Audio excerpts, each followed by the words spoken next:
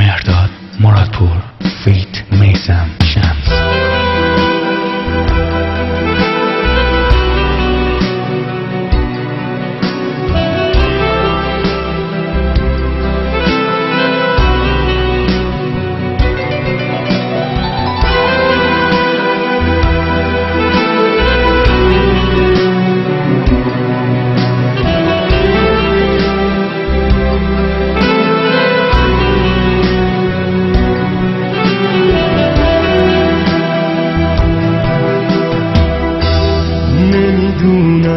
نازنینم که کدوم حرف تو رو آزار یا کدوم ترانه من تو رو مثل گلی پژمرد.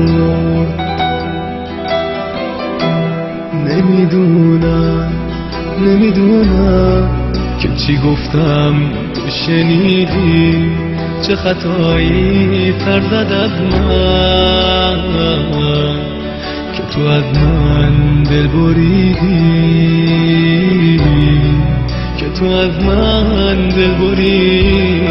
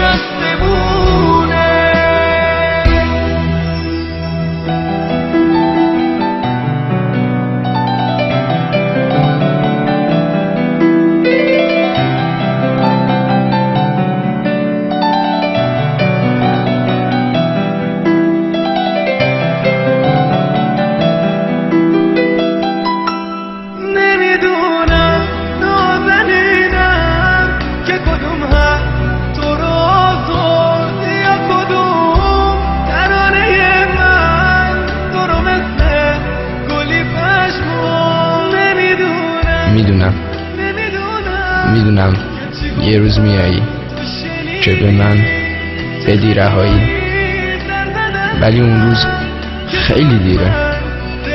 کاش میشد زودتر بیایی، کاش میشد زودتر بیایی.